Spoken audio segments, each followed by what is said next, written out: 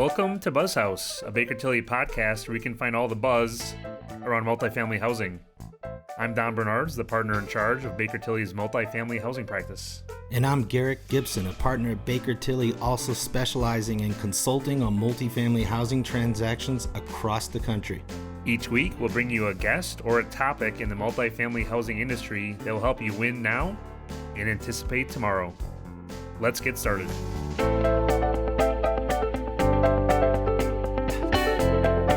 In the affordable housing industry, there are many barriers that can stand in one's way. One of the big barriers is gender. Today, as we celebrate and acknowledge Women's History Month, we will be discussing an organization committed to amending the gender barrier in affordable housing.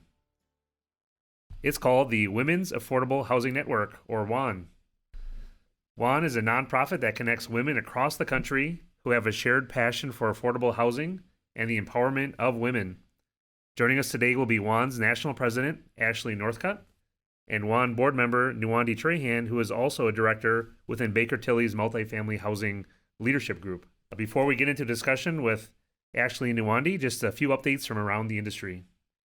On March 9th, here in 2023, President Biden sent his $6.9 trillion fiscal year 2024 budget over to Capitol Hill. Of course, the president's budget is not binding, but does indicate the administration's spending and revenue priorities for the year, including a commitment to address the affordable housing shortage by expanding and enhancing the low-income housing tax credit. Specifically, the budget increases the annual credit amounts to $4.25 per capita in 2024 and $4.88 in 2025. Just for reference, the 2023 capita is just at $2.75. The budget also includes a key industry priority that Garrick and I have talked about ad nauseum, reducing the bond financing requirement from 50% to 25% on a permanent basis, which of course would allow many more people to access these scarce taxes and bonds around the country. Finally, this package also repeals the qualified contract provision from the date of the enactment. The president's budget also includes a neighborhood homes tax credit and would make the new market tax credit permanent. For the next steps, the House Budget Committee is expected to hold hearings and begin work on its own budget. Other committees will hold hearings on programs under their jurisdiction. Here later in March, Treasury Secretary Janet Yellen will testify before the House Ways and Means Committee. Just on one other related note, recently the Senate Finance Committee held a hearing on tax policy's role in increasing affordable housing supply for working families, during which the low-income housing tax credit was a primary and significant focus. Chairman Ron Wyden called the hearing to create momentum for affordable housing legislation in the 118th Congress, and closed by saying, quote, "The only thing that is unacceptable is for Congress to take a pass on housing." Finally, a bipartisan group of 4 senators recently introduced the Historic Tax Credit Growth and Opportunity Act of 2023. The legislation would create a 30% historic tax credit for projects that cost less than $3.75 million, while retaining the 20% credit for other projects. This bill has been brought up in past legislations 2019 and 2021, and a similar bill is expected to be introduced in the House, so we'll kind of keep our eyes and ears on that as well and report back to you when we hear more. Now we're very excited to jump in with our guest, Ashley and Nuwandi, so I'm going to turn it over to Garrick. Thanks, Don, and thanks for that intro. Ashley and Nuwandi, welcome to the show. I have worked alongside these two powerful women for a while now, so really glad to have you on our BuzzHouse finally. So before we get started, Ashley and Nuwandi, we like to let our listeners get a little bit of background information about you. So Ashley, why don't we start with you? Could you please tell us a little bit about your role as president of Women's Affordable Housing Network? Sure. And first of all, thank you both for having Nuwandi and myself on behalf of Women's Affordable Housing Network. We're excited to be here. Effective 1/1/2023, I became president and CEO. And what that translates to is I am here to introduce WAHN to the world, along with the people that I work alongside. Naturally, when we get out there in the space, we get more members, more chapters, and more sponsors, which is our goal. I also help coordinate the efforts of all the committees that we have, as well as the initiatives. We are a group of 100% volunteers, so I step in and help to make sure we keep things moving. And my favorite part of the job is matchmaking the people, so the women and all of our allies, and great ideas across the country through the powerful network that has become Women's Affordable Housing Network. Awesome, thanks. And Nuwandi, could you please tell us a little bit about your role as a WAHN board member, as well as your role within Baker Tilly's Multifamily Housing Leadership Group? Thank you, Garrick. Thank you for having us. Yeah, so I knew Ashley in the industry from growing up in the industry. We got connected, and I ended up being part of the founding group for the Texas chapter. Currently, I'm on the advisory board for the chapter where I provide practical experience in the industry, current knowledge, and any critical thinking for the initiatives that we discuss. I've spoken at WAHN's panels, and I intend to do more of them in the future. I think the next exciting thing for the Texas chapter is the TAP conference. Going into my role at Baker Tilly's multifamily leadership group, with my home base being Austin, I focus on growing the Texas practice with Garrick, which I have the pleasure of doing. And it's an exciting road for me. I have, in the past 6 months, also spent quite a bit of time working with our California partners to help let California know that Baker Tilly affordable practice is coming into town. Great. All right, well, let's get started. So, Ashley, can you tell our listeners a little bit more about WAHN and what its mission is and current national initiatives? The mission of Women's Affordable Housing Network is to open a chapter in every state. As anyone knows, you can plan all you want, but it won't go perfectly. So what we have quickly learned is sometimes there are going to be multiple chapters in a state, such as Los Angeles. We're not going to open an overall chapter, California chapter, but it will be Los Angeles, NorCal, and San Diego. There will also be states that want to merge together. So we have a New England chapter. So rather than have Massachusetts, Rhode Island, Vermont, we'll have New England. But the overall idea is to have a chapter in every state with that flexibility that works for that area. Our current initiatives are opening chapters in every state. We have quarterly policy calls with Emily Kotick, so we stay up to date on what is going on in the industry at a very high level. We have an upcoming one on Monday, March 20th, going over the new Congress and the direction they might take. We have an initiative for diversity, equity, inclusion, and belonging called Network. That's National Equity Together Takes Work. We have hired a consultant that comes in and teaches companies at all levels how to be more equitable. What are some of the low-hanging fruits to start the snowball effect of becoming more diverse and inclusive at your companies? And we also host panels through that initiative. And one example of that is last June, we did the Parental Leave Network event. That we invited the U.S. Army actually to speak. There's a lady named Dominique that led 16 policy changes at the U.S. Army. And we believe if you can get the U.S. Army to change policy, and 16 of them at once, we can make an impact on any company. And I like to point out on that panel, we held that between Mother's and Father's Day because Women's Affordable Housing Network is about equity for all. One of the highlights of that panel is that there is now bereavement leave for a male partner whose partner loses the child during pregnancy. So talk about mind-blowing advancement, what the U.S. Army has done. So it's equity for all across the board. We also are starting our college campus outreach. We'll be visiting college campuses across the country. We want to invite students into our industry earlier because if you're like most of us, we found out about this industry because of a job we landed at. We did not seek out affordable housing, but we want everyone to know that there are many variety of career, some very, very well paid. So you're marrying your career choice to social impact in a way.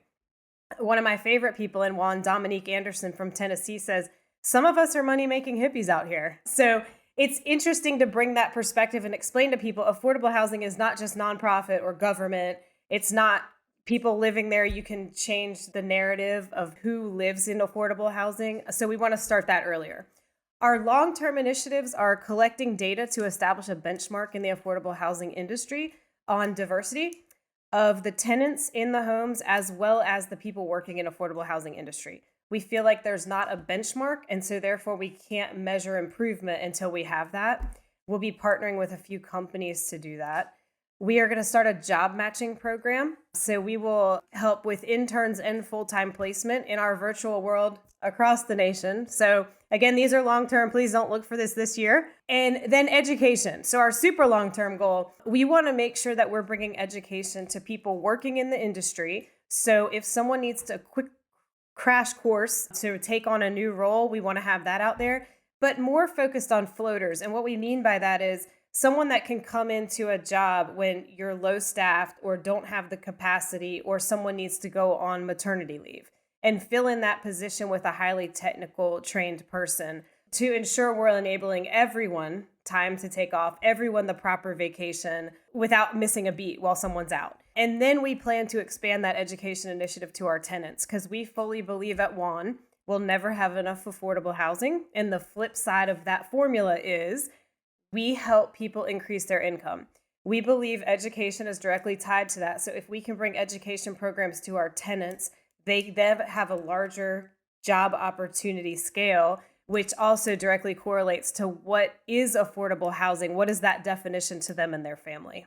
And I can't leave out, we have a national conference in 2025 that will be for everyone, not just women, but women and our allies. And we will be coming forth with more details as soon as possible. Ashley, wow, that is amazing. That is ambitious. That is incredible. That is inspiring. Thank you for all that. Nuwandi, maybe a quick question. I know you're now, kind of a board member and so forth, but other than kind of the listed benefits, right, of being a member of WAHN, what are you kind of getting out of it? What are you seeing others just kind of getting out of belonging to the organization? Yeah, Dan, when I joined WAHN and became a member to start the Texas chapter, it was for the obvious reason: to network, build business relationships, and to get to know the C-suite female executives in affordable housing. So as I expected, I started the business relationships, signed some of them up as clients. But the most amazing thing is that these relationships have turned into really great friendships where I can call them to get a different perspective outside the females of Baker Tilly. And if either one of us are in town, we grab drinks, dinner, we talk about life. So as we say, we truly are one sisters at the end. Very good. Very good. Thank you for that, Nuwandi. Ashley, back to you. You had a very successful career in public accounting and affordable housing. What kind of inspired you or motivated you to step out of that lane? Now, executive director of a 501c3, what inspired you to make that switch? I decided to make the switch because I started paying attention to my life and realized that it was very unbalanced for me in that I was heavily focused on career. So one way I started to deal with that and to get more balance was to take classes every fall that were way outside. I like how Nuwandi just said she talks to women outside of Baker Tilly. I do feel like sometimes for work, if it's taking up so much time, you're kind of neglecting other thoughts, other outside opinions. So I took very diverse classes. I took a yoga teacher training program. I took integrative health coaching, and I also hired an executive coach. And what continued to happen was themes kept on coming in about these are your strengths. This is what you should do. People offer opinion, and they all lined up to what my strengths were and came down to things that were not important to me started to melt away. And so my passions emerged, which are leadership, connection, affordable housing, the strength of leadership and taking groups in a certain direction. And so it just became the obvious choice. It seemed like all the stars started to align, and we've all been there at some point in our life when taking that next step, there's nothing holding you back anymore. Thanks, Ashley. That was great because I've actually never heard that before from you. So that was awesome to finally get that out here right here on BuzzHouse. That's amazing. It's inspiring. I want to dig into some of what you said earlier about your mission and going into the different states. So how do people create a chapter in their state? Sure. So you go to our website, and if there's a state, please join. We're launching a new website very soon this week. So we're excited about that. If there's a chapter, you can go ahead and join. If not, there's a place on there that you can say, I'm interested in creating a chapter. You're also able to reach out to any of us at any time. We're very active on emails, LinkedIn, website, everywhere. So reach out at any point. What happens is we work to get members and a board of directors for each chapter. We don't like to take people through the new chapter classes until we have 4 or 5 people. The reason for that is the workload. We want it to be manageable as you're launching this new chapter. We have created a curriculum of these 8 classes, including handouts, checklists, fill in the blank forms, everything we possibly can, as well as receive donations from accountants, legal, website. We set up LinkedIn. So basically make the process very easy for you to start gaining membership and hosting your first event. What most chapters do is during that 8-month class, they host their first booth or event at the conference, their state conference. Once the word gets out, we have members and we have a lot of people volunteering for leadership positions in each state. So it's pretty amazing to watch the impact across the whole entire nation the same way. Once word's out, people just start flowing in. That new membership class we also host a WAHN wisdom class. So once a month, one leader from each chapter jumps on a call and we talk about what are you all doing? What are the challenges? What are the solutions? So we're all networking together across the nation to have the best ideas coming forward. We also have continuing education classes. So after your first year of launching that, we'll introduce on that. Here's how to fill out the 501c3. Here's how to get an insurance quote for different things. What we do the second year and beyond is make sure that's happened. So we invite the insurance agent on to talk about any questions people have and make sure the correct insurance is in place, for example. But we do that for another 8 months. That's pretty amazing. It's very organized and it's interesting. I mean, I've seen how quickly y'all have grown as well. So that's great. And you mentioned leadership in there. So this is actually a question to both of you. What advice would you give the next generation of female leaders to come? I think one of the biggest things I want to tell the next generation is that there's always going to be a smarter, better, younger version of you coming up the chain, and to take that opportunity to identify them, support them, and raise them to the next level.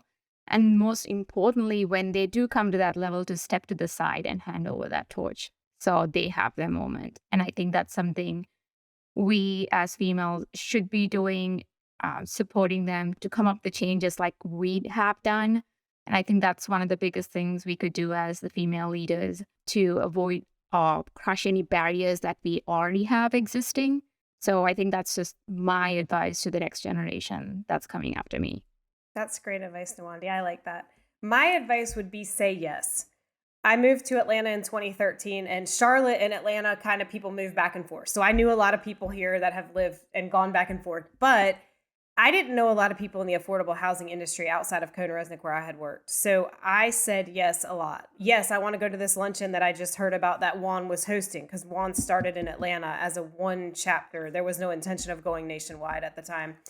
I went to that luncheon and felt so welcomed and encouraged and inspired. And I couldn't have told you that day when I went to that luncheon that I would come out with friends that have become more like sisters. We have gone through everything together, career and outside. And I could not tell you that I would leave with a tax master's and a CPA, leave public accounting or a client to be running a nonprofit and not touching tax returns, and being so happy about not touching tax returns. To be honest, I realized yesterday was 3/15 and I was like, 3/15 just came and went. I didn't even know it. That was great. Thank you both, Ashley and Nuwandi, for that wonderful advice. That's it for this episode of BuzzHouse. A big thanks to Ashley Northcutt and Nuwandi Trahan for joining us today, telling us all about the Women's Affordable Housing Network. We'll have a link to your site on our website. And again, the important and inspirational work you're both doing. Once again, I'm Don Bernards. And I'm Garrick Gibson.